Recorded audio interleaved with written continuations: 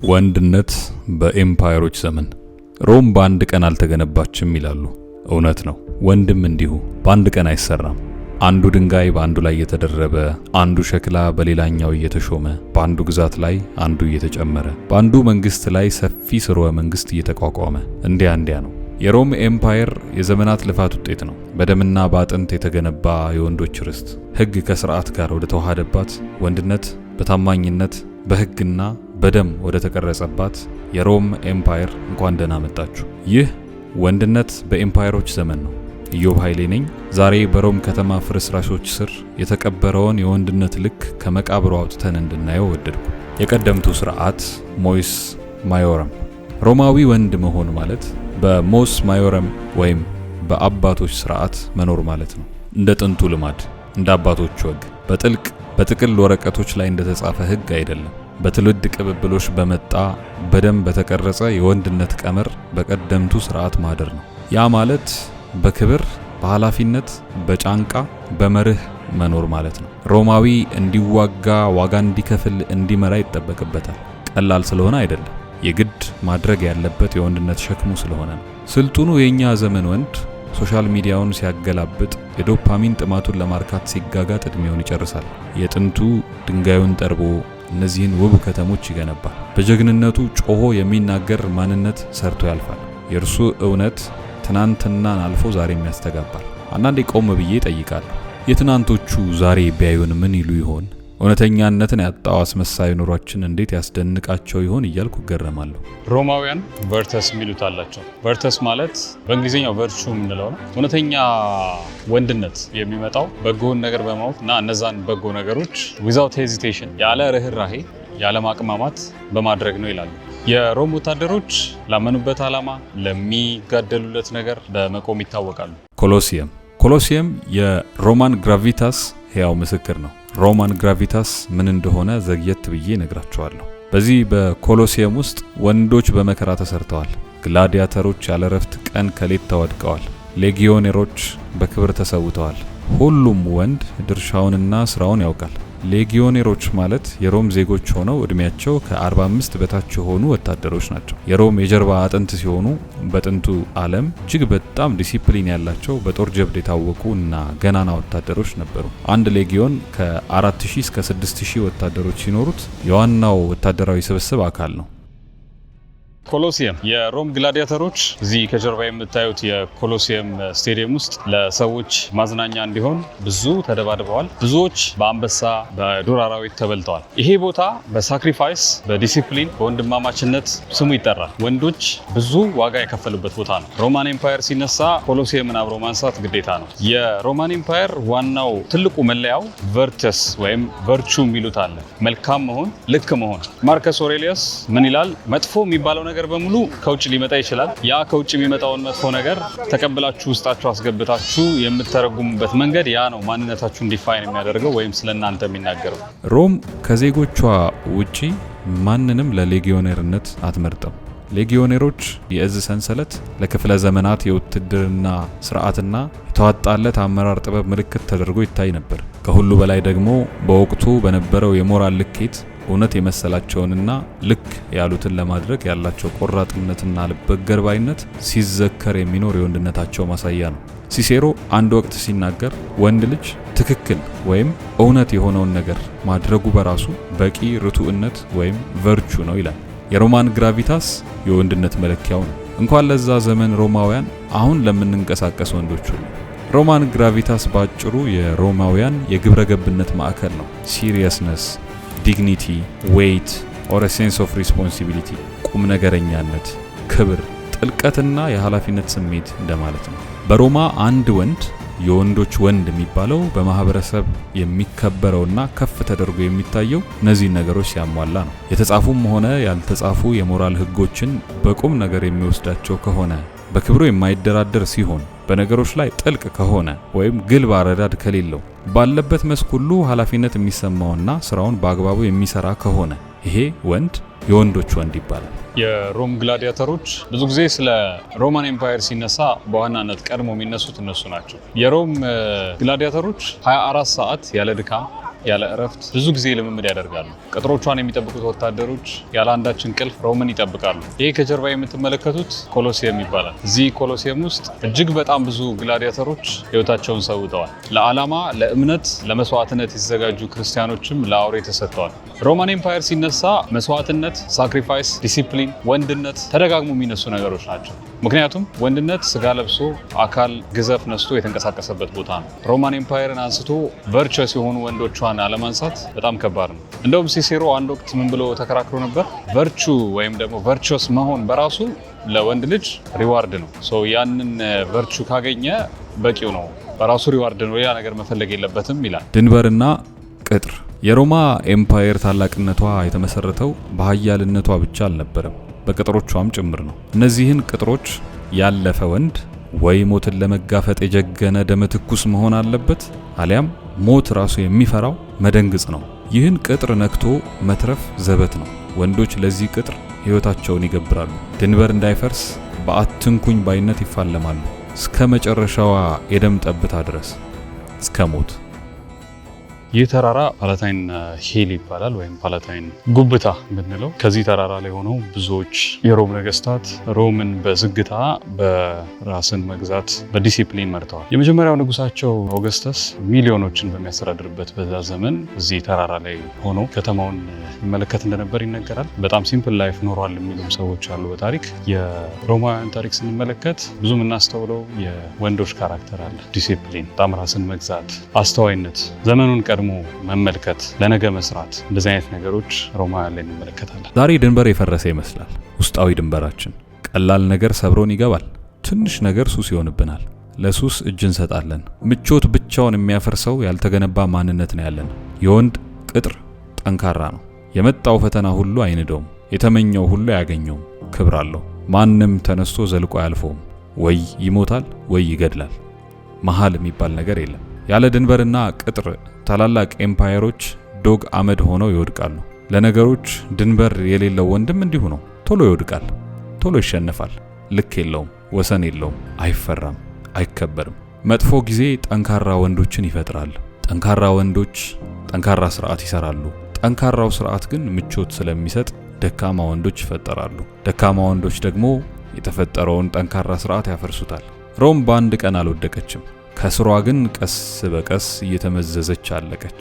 መሰረቷ እየተናደ፣ እርካታ መርህን ሲጥስ፣ ደስታ ዲሲፕሊንን ሲሽር፣ ምቾት የመኖርን ዓላማ ሲያስረሳ፣ ያኔ ነው ውድቀት የሚጀምረው። አሁንም ተመሳሳይ ችግር ከፊታችን አለ። የችግርና የፈተናው ዘመን ጠንካራ ወንዶችን ወልዷል። እነዚያ ጠንካራ ወንዶች አሁን ያለውን ስልጣኔ ፈጥረዋል። ያ ስልጣኔ ጠንካራ ከመሆኑ የተነሳ ሕይወታችንን ቀለል አደረገው። ያ መቅለል ግን ወንዶቻችንን ደካማ አደረገ። ለስላሳ እጆች በዙ። ውድቀት እዚህ ጋር ይጀምራል። መሪነት፣ ሳክሪፋይስ እና ዲሲፕሊን ሮማን ኤምፓየር ውስጥ የተኖሩ ቫሊዎች ናቸው። ሰዎች በዚህ ቫሊው ነበር ለመኖር የሚሞክሩት እና ሮማውያን ሰው ማስተር ማድረግ ያለበት መጀመሪያ ወይም በደንብ ማወቅ ያለበት መማር ያለበት አለቃ መሆን ያለበት በራሱ ላይ ነው ብለው ያምናሉ። ብዙዎቹ የሮም መሪዎችም እንደዚህ አይነት ካራክተር ነበራቸው። በተለይ ማርከስ ኦሬሊየስ ደጋግመን እናነሳዋለን። በዚህ የስቶይክ ፍልስፍና ላይ ከሚጠቀሱ ትልልቅ ሰዎች መካከል አንዱ ነው። አት ዘ ሴም ታይም ደግሞ የሮም ኤምፐረርም ነበረ እና ሰው መጀመሪያ የሚናገረውን መሆን አለበት፣ የሚናገረውን ማድረግ አለበት። ሰዎችን ኮንትሮል ከማድረጉ በፊት፣ ሰዎችን ከመምራቱ በፊት ዲሲፕሊንድ መሆን አለበት። ራሱን መግዛት መቻል አለበት። ኤክስተርናል ነገር መጥቶ አታክ የሚያደርገው ከሆነ እና በኤክስተርናል ነገሮች ሪያክት የሚያደርጉ ከሆነ በቀላሉ የሚረበሽ የሚበጠበጥ ከሆነ ያ ምናልባት ውስጡ የተስተካከለ ነገር ስለሌለው ሊሆን ይችላል። ብዙ ጊዜ ደግሞ ሰዎች ውጫዊ ነገሮችን ነው ለማስተካከል የምንሞክረው። ስለዚህ ከሮማውያን ልንማር የምንችለው ነገር ምንድን ነው? በተለይ ወንዶች፣ ዓለም የስትራግል ቦታ ናት። እነዚህ ግላዲያተሮች እዚህ ድንጋይ ውስጥ እድሜ ልካቸውን ሲታገሉ ነው የሚኖሩት። ምናልባት ለነፃነት፣ ለጀግንነት ዋጋ ለመክፈል፣ ለምክንያት፣ ለፐርፐዝ ለሚኖሩበት ዓላማ። ነገር ግን በዚህ ሁሉ ጦርነት ውስጥ ራሳቸውን መግዛት የማይችሉ ከሆነ፣ ቨርቹስ መሆን የማይችሉ ከሆነ፣ የሚመጣው ነገር ሁሉ የሚረብሻቸው ከሆነ ምናልባት ለማለፍ ይቸገራሉ። ይሄን ከሮማውያን መማር የምንችል ይመስለኛል። ስለዚህ ሌትስ ቢ ቨርቹስ፣ ዋጋ ያለው ትርጉም ያለው ሰው ነው። የለውጡ ጊዜ ሜታኖያ። በሮም መውደቅ ውስጥ እንኳ የሆነ አንዳች ነገር እየተወለደ ነበር። አዲስ አይነት ወንዶች፣ አዲስ አይነት ኤምፓየር፣ ዘ ሆሊ ሮማን ኤምፓየር። የጥንት ክርስቲያኖች ለሮም አዲስ ነገር ይዘውላት መጡ። ሜታኖያ ንስሐ ብቻ አይደለም፣ መታደስ፣ መለወጥ፣ ወደ ሆነ ነገር ትራንስፎርም ማድረግም ጭምር እንጂ። የሆነ አይነት እጥፋት፣ የሆነ አይነት ከፍታ፣ የሆነ አይነት ዳግም ልደት። ሁሉም ወንድ ይሄ ያስፈልገዋል። ከሞት የመነሳት ቀን፣ ዳግም ልደት፣ የንስሐ ጊዜ፣ የታሰርንባቸውን ቀንበሮች በለበስነው ካባ የምንደብቅበት ሳይሆን ያን አውልቀን ጥለን ቀንበራችንን ለመስበር ይፋ የምንወጣበት ቀን። ተሸፋፍነን ከመበስበስ ይልቅ ተገላልጠን እርቃናችንን መቆም፣ ባዶ እንደሆንን ምንም እንደሆንን ራሳችንን መጋፈጥ፣ መሞት፣ መበስበሳችንን ማመን፣ ደግሞ መነሳት፣ ያ ያስፈልገናል። የወደቀ አይፈራም፣ ከምን እንዳይወድቅ። የሞተ አይፈራም፣ ምን እንዳይሆን። ያኔ ነው አዲስ ኤምፓየር የሚገነባው። ከውጭው በሚመጣ የተቀየር ጩኸት አይደለም፣ ከውስጥ በሚመጣው የአልሞት ባይ ተጋዳይነት ወኔ ነው። ሲሰሮና ቄሳር እዚህ ቦታ ተከራክረዋል። እዚህ ጋር ስለ ዲግኒቲ፣ ስለ ካሬጅ፣ ስለ ወንድነት፣ ስለ ኃላፊነት፣ ስለ ሕግ፣ ስለ ስርዓት፣ ስለ አገዛዝ፣ ስለ ሀገራቸው ብዙ የተወያዩባት ቦታ ናት። የሮማን ፎረም የሚባለው ማለት ነው። ሮማውያን በሁለት ነገር ያምናሉ። አንደኛው ዲግኒታስ ወይም ዲግኒቲ የሚሉት ነው። ሁለተኛው ደግሞ ኦክቶሪታስ የሚሉት ወይም ሪስፔክት ብለው የሚጠሩት። የሮማን ኤምፓየር የወንዶች ኤምፓየር ነው ሲባል ያለ ምክንያት አለ። ዲግኒቲና በክብር መሰረትነት ላይ የተዋቀረ ትልቅ ኤምፓየር።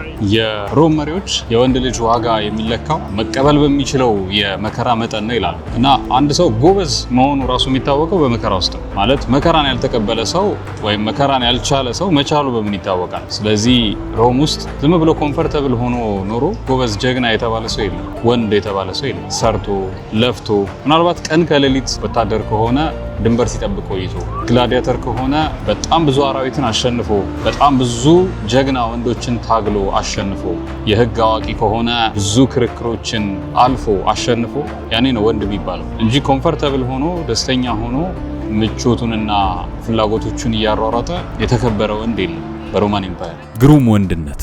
ሮማውያን ኃይልን የተለየ ነገር አድርገው ነበር የሚመለከቱት። ወንዳ ወንድነት ስጋዊ ነገር ብቻ ሳይሆን መለኮታዊም እንደሆነ ያስባሉ። ጁፒተርን፣ ማርስን እንደ ጥንካሬ ጥበብና ኃያል አማልክት ቆጥረውም አምልከዋቸዋል። ክርስትና ሲመጣ ግን ነገሩን ሁሉ ቀየረው። ሮም ተጠመቀች፣ ተቀደሰች፣ የሰማዕታት ከተማ ሆነች። የወንድነት መልክ አንድ ደረጃ ከፍ አለ። ወንድነት መግደል አይደለም፣ የመግደል አቅምም ቢኖረው ያ ግሩም ወንድነት ከእግር ስር ቀጥቅጦ መግዛት አይደለም፣ ምንም እንኳ ማድረግ ቢችልም። ያ ወንድነት ኃላፊነትን የመሸከም ጥንካሬ ነበር።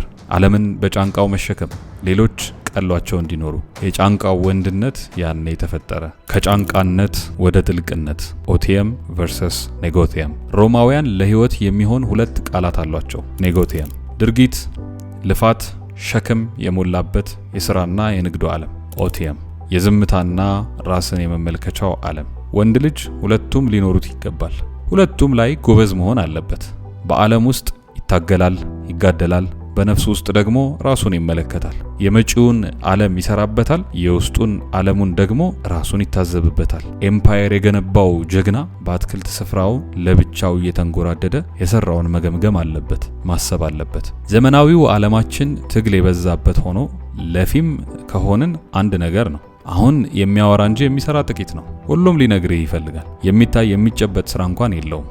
ማንም ምንም ነው። ወንድ ግን የሚለካው በስራ ነው። ካልሰራህ እጅግ ከባድ ነው። ከሰራህ እንኳን ዓላማ ቢስ ባሪያ እንዳትሆን መጠንቀቅ አለብህ። ወደ አትክልት ስፍራህ ገብተህ ራስህን፣ ማንነትህን የምትቃኝበት ጥበብን ለልብህ ወዳጅ የምታደርግ መሆን አለብህ። ያለዛ ስራ ብቻ ይሆንና የመኖር ዓላማ ታጣለህ። ራስህን ዞር እያልክ የማታይ ከሆነ ትርጉሙ ይዛባብህና የመጣህበትን መስመር ለቀህ በቀኑ መጨረሻ ሌላ ሰው ትሆናለህ። ሌላ ሰው ደግሞ ካንተ ጋር አይሄድም። ስለዚህ ከራስህ ጋር ትጣላለህ። መመለስ፣ ራስን ማየት ትልቁ ቁም ነገር ነው። ክርስትና ከመጣ በኋላ በሮማን ኤምፓየር የነበረው የወንድነት መልክ ወደ ሌላ መልክ ትራንስፎርም አድርጎ ነበረ። ወይም ፔገን ጣዖት አምልኮ ላይ ከተመሰረተው ከመግደል ሌሎችን ዶሚኔት ማድረግ ላይ ከተመሰረተው የወንዶች መንገድ ወደ ክርስቶስ መንገድ መጥቷል። ክርስትና ሮማን ኤምፓየርን በሌላ መልኩ ወይም ወደ ሌላ አይነት ወንድነት ትራንስፎርም አድርጎት ነበረ። ያም በክርስቶስ ላይ የተመሰረተ ወይም ራስን በመግዛት ሳክሪፋይ በማድረግ ላይ የተመሰረተ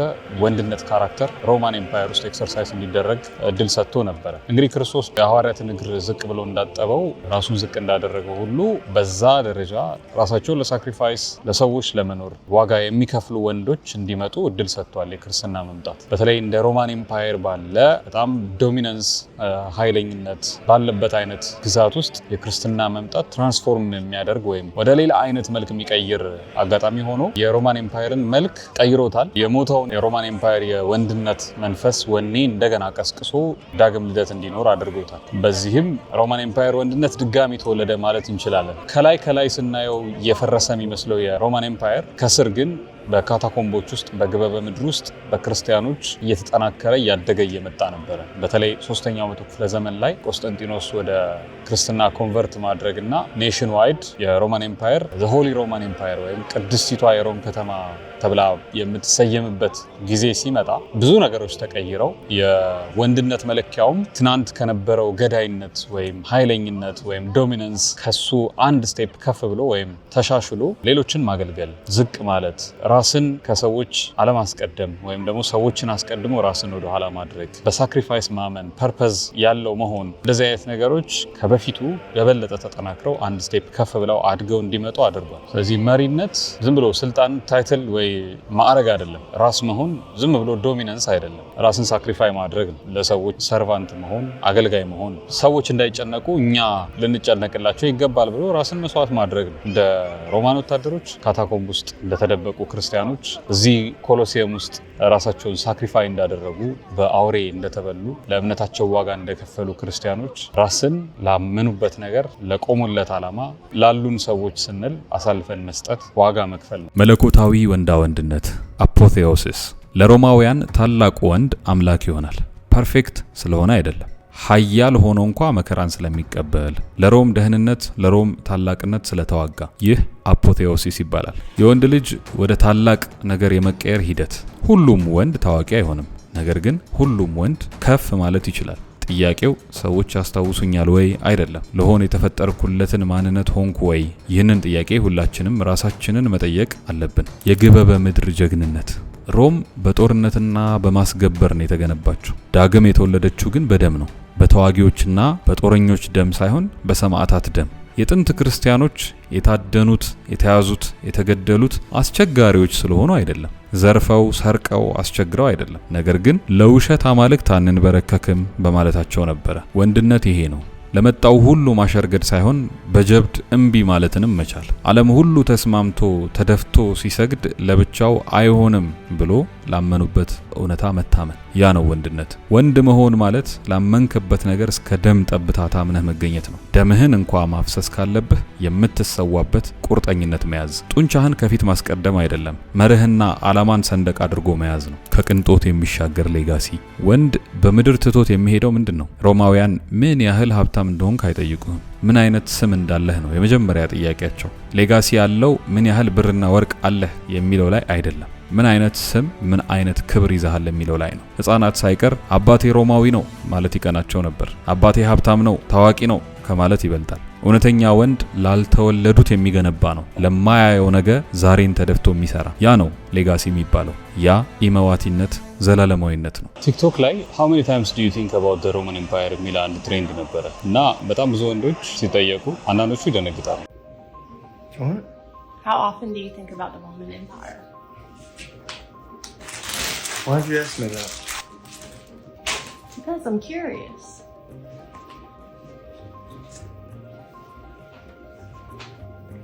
Somebody here? No. Why would you ask me that? I just want to know. How often do you think about it? You the police or something? How do you know I think about that? How often?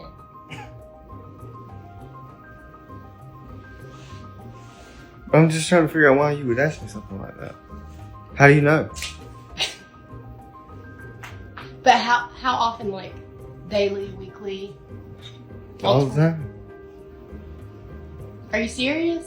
Yeah, that's what I'm trying to figure out. We've never talked about that. Why are you asking me about that? How many times do you think about the Roman Empire? 10. 10 times like what? In your whole entire life? This week. Today. So every week you think about... Yeah, 10 times. Interesting. What is interesting? The Roman Empire. What kind of question is this, my love? ወንዶች ለምን ነው ስለ ሮማን ኤምፓየር የሚያስቡት? ወንዶች ስለ ሮማን ኤምፓየር ብዙ ያስባሉ። ስለ ሮማን ኤምፓየር የሚያውቁ ወንዶች ስለ ሮማን ኤምፓየር ብዙ ያስባሉ። ምክንያቱም ሮማን ኤምፓየር ብቻ አይደለም፣ ከግራውንድ የተነሳ ኤምፓየር ነው። በነገራችን ላይ ምንም የነበረ ህዝብ ከዛ ተነስቶ ዓለምን በሙሉ የሚገዛ ኦልሞስት መላው ዓለም በሙሉ ሮም ነበረ። እንደውም በአባባል ደረጃ በሮም ፀሐይ አትጠልቅም ይባላል። ሮማን ኤምፓየር የጊዜን ቴስት ያለፈ ግራውንድ ተነስቶ መላው ዓለምን መግዛት የቻለ ኤምፓየር ነው። ብዙ ነገር አላለም አበርክተዋል። መንገድ በጣም ጎበዞች ናቸው። መንገድ ሲሰሩ ሲዌጅ የቆሻሻው ማስወገድ ሲስተምን እነሱ ናቸው ክሬት ያደረጉት። የላቲን ቋንቋን ከግሪክኛ ድራይቭ አድርገው አሁን ዓለም ላይ ያሉ በጣም ብዙ ቋንቋዎች ከነሱ የተወሰዱ ናቸው። ከላቲን ድራይቭ ተደርገው የተወሰዱ ናቸው። ሚሊተሪ ላይ በጣም ታዋቂዎች ናቸው። ኮንስትራክሽን ላይ በጣም አሜዚንግ የሚባል የኮንስትራክሽን ኳሊቲ ነው ያላቸው እና እንዴት ነው ስለ ሮማን ኤምፓየር ማሰብ የማይቻል? It's the Roman Empire. የጠፋው ወንድነት ሮማውያን ቨርተስ የሚል ቃል አላቸው። ጥንካሬ፣ ትጋት፣ ጥበብ፣ ዲሲፕሊን በአንድ ነፍስ ሲዋሃዱ እንደማለት ነው። የወንድነት ጥግ የሰውነት ልኬት ያ ነው ለሮማውያኑ። ቨርተስ ለስላሳ አይደለም፣ ስሱም አይደለም። በእሳት የተፈተነ ማንነት ነው። በመከራ ውስጥ የምታገኘው ሽልማት። ዓለማችን ጥሩ ተናጋሪዎችን የምታደንቅበት ዘመን ላይ ነን። ከስራ ንግግር ከብሯል። ሮም ግን የማይሰበሩትን ዘመም እንጂ ተስፋ መቁረጥ የማያውቁትን ወንዶች ብቻ የወንድነት አክሊል ታቀዳጃለች። የህመም ትምህርት ቤት የስቶይክ ፈላስፋውና የሮም ገዢው ማርከስ ኦሬሊየስ ሜዲቴሽን የተሰኘውን መጽሐፉን በጦርነት ውስጥ ነበር የጻፈው። ጀግናው ንጉሠ ነገሥት የጦርነቱን ህመም ለማምለጥ አልሞከረም፣ ይልቁንም ህመሙን ተጠቀመበት። የኦሬሊየስ ቃላት በጣም ቀላል ነበሩ። ካንተ ውጭ ስለሚካሄደው ነገር ምንም ማድረግ አትችልም፣ አእምሮህ ላይ ግን አቅም አለ። ይህንን ስታውቅ ጥንካሬን ታውቃለህ። እንደ ወንድ ቀጥ ብለህ ቁም፣ ተቃንተህ አትቁም። አባትነት በውድቅቱ ዘመን ሮም በአባትነት ታምናለች። አባት የስልጣኔ ምሰሶ እንደሆነ ከማመን አልፋ ምስክር ሆናለች። አባትነት ሲፈርስ ሀገር ትፈርሳለች፣ ኤምፓየር ይፈታል። የሚመራውን የሚጠብቀውን በፍቅርና በዲሲፕሊን የሚኖረውን ወንድ ፓተር ፋሚሊያስ ይሉታል። የወንድ ልጅ የመጀመሪያ ኤምፓየሩ ቤቱ ነው። ቤቱን ያልገዛ ማንም አይገዛለትም። መሪነት የአባትነት ውጤት ነው። አባ ወራ ነው መሪ የሚሆነው። አባትነት በሮም ትልቅ ነገር ነበር። ብዙ ከተሞችን ልታስገብር ትችላለህ። ልጅህ ከተበላሸብህ ግን ሁሉንም አጥተሃል። ታላቅ አገር መርተህ እንኳን የከሸፈ ቤተሰብ ካፈራህ ምንም ነህ። የወንድነትህ መጠን የሚለካው ካንተ በአቅም ያነሱትን በምትመራበት ጥበብህ ነው። ምናልባት አባትህ አክሽፎህ ሊሆን ይችላል። ያን እንደ ምክንያት ብታቀርብ ግን ከምንም አታመልጥ። ዘርማንዘርህ የተራበውን የወንድነት ልክ አንተ ሆነ ማሳየት ነው ያለብህ። ድርሻህ ወንድ መሆን ነው። ይህ ቦታ በአንድ ወቅት የዓለም እንብርት ነበር። ሴናተሮች ተከራክረውበታል፣ ሌጊዮኔሮች ሰፍረውበታል፣ ታላላቅ ነገስታት መርተውታል። አሁን ያለው ዝምታ ነው። ድንጋይ ብቻ፣ የሙታን መንፈስ ብቻ። ስልጣን ያልፋል፣ መንበር ይበሰብሳል። የሚተርፈው ቅሪት የገነባኸው ሰብዕና ብቻ ነው። ሰብዕና ከመቃብር በላይ ያስተጋባል። በሮም ስትራመዱ የምትታዘቡት ብዙ ነገር አለ። ታላቋ ሮም እንኳ ወድቃለች፣ የማይወድቅ የለም። ነገስታትም ይሞታሉ፣ ነፍስ ብቻ ናት ዘላለማዊ። ሮም የድብድብ አሬናዎችን ለሞት ሰርታለች። በብዙ ደም መፍሰስ ሰዎች ተዝናንተዋል። ሰዎች በቁማቸው በዱር አውሬዎች ሲበሉ ህዝብ እያፏጨ በደስታ ፈንጥዟል። በዚህ ዘመን ያለን ወንዶች ከሮማን ኤምፓየር ምንማራቸው ነገሮች በጣም ብዙ ናቸው። ሮማን ኤምፓየር ከመጀመሪያው ጀምሮ የወንዶች ኤምፓየር ነው። ከምንም ተነስቶ ከባዶ ተነስቶ ከትንሽ ትራይብ ተነስቶ ዓለምን የገዛ ዓለምን የተቆጣጠረ ኦልሞስት መላውን ዓለም ሊባል በሚችል ሁኔታ እስከ አፍሪካም ኖርዝ አፍሪካን ጨምሮ ብዙዎቹን ዓለማት ወደ ኢስተርን ሀገራት ወደ ዌስትም መላው ዩሮፕን በሙሉ ይገዛ የነበረ ኤምፓየር ነው። ወደ ላይም እስከ ጀርመን የመሳሰሉት ሀገራትን ሁሉ ይገዛ የነበረ ትልቅ ኤምፓየር ነው። የሮማን ኤምፓየር ወድቆ ለመነሳት ጥሩ ምሳሌ ነው። የሮማን ኤምፓየር እንደ ጸኑ መቆም እንደማይቻልም ለማየት ጥሩ ምሳሌ ነው። የወደቅን ሰዎች መውደቃችን ውድቀት ብቻ ሆኖ እንደማይቀር፣ መነሳት እንደሚቻል፣ ትራንስፎርም ማድረግ እንደሚቻል፣ ሪበርዝ ማድረግ ድጋሚ መወለድ እንደሚቻል ማሳያው ሮማን ኤምፓየር። ለዓላማ ለጽናት ላመኑበት ነገር መቆም ከዝና ከገንዘብ ከሀብት በላይ ሌጋሲን ስምን ማስቀጠል ኢምፖርታንት እንደሆነ ከሮማን ኤምፓየር እንማራለን። ኤምፓየሩ በጣም ትልቅ ነው። በጣም ብዙ ነገስታት ኤምፐረሮች ተፈራርቀውበታል። ከእያንዳንዱ የምንማራቸው ብዙ ነገሮች አሉ። ከስህተቶቻቸው የምናስተካከላቸው፣ መልካም ከበጎ ጎኖቻቸው ደግሞ የምንወስዳቸው በጣም ብዙ ነገሮች አሉ። ሮማን ኤምፓየር ይህንን ይመስላል። ወንድነት በኤምፓየር ዘመን እንደዚህ ነበረ። በእኛ ዘመን ምን መሆን አለበት? ኢዮብ ኃይሌ ነኝ። አመሰግናለሁ።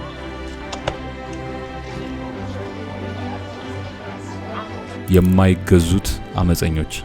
ቄሳር ከላይ ከተማዋን ሲገዛ ከታች ግን አዲስ ግዛት እየተፈጠረ ነበር። ለጣዖት የማይገዙ፣ ፍርሃት የማያሸንፋቸው፣ ዓለም ለማያየው ሰማያዊ ንጉስ ብቻ የሚገዙ የካታኮምብ ዜጎች ተፈልፍለው ነበር። ቤተ መንግስት ሳይሆን ዋሻን የመረጡ፣ በእምነትና በእሳት የተፈተኑ። ታላቁ ኤምፓየር ያለው ውስጣችን ነው፣ ከውጭ አይደለም። ሌሎችን የሚገዛ ሰው ጠንካራ ይባላል። ራሱን የገዛ ግን የሁሉ ልዑል ይባላል። መሪ መሆን ትፈልጋለህ? ራስህን ምራ፣ ስሜቶችህን ግራ።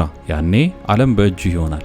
ሮም ወድቃለች፣ ክብሯም ቀስ በቀስ እየደበዘዘ ነው። የታላቅነት ሐሳብ ግን አሁንም እንደ እሳት ይንበለበላል። የተወለድከው ሶሻል ሚዲያ ስክሮል ለማድረግ አይደለም። ለሀፍረት፣ ለደካማነት፣ ለለቅሶ አልተወለድክም። ምናልባት አያት ቅድመ አያቶችህ የጸለዩለት የወንድነት ልክ የጸሎታቸው መልስ ልትሆን ትችላለህ። ባንተ ዘር ምናልባት እርግማኑን የምትሰብር፣ የድህነትን ሸክም የምታራግፍ፣ የደማችሁን ታሪክ ቀያሪ፣ የቤተሰቡን ኤምፓየር መስራች ልትሆን ትችላለህ። በዚህ ሁሉ ነገር ቀላል በሆነበት ዘመን የማይሰበር ጠንካራ ሁን። ከላይ በበዛበት ዓለም ጥልቀት ያለህ ወንድ ሁን። ፍርስራሽ በሚወደስበት ውዳቂ ዓለም ውስጥ መሰረት ሆነህ ተገኝ። አልረፈደም፣ አልመሸም። አእምሮህን ገንባ፣ ስጋህን አስገዛ፣ መንፈስህን አድስ፣ ሰዎችህን አገልግል። ይህ የኤምፓየሮች ዘመን ነው። ያንተን ኤምፓየር ከውስጥህ ጀምረህ አሁኑኑ ገንባ። ወንድ ሁን።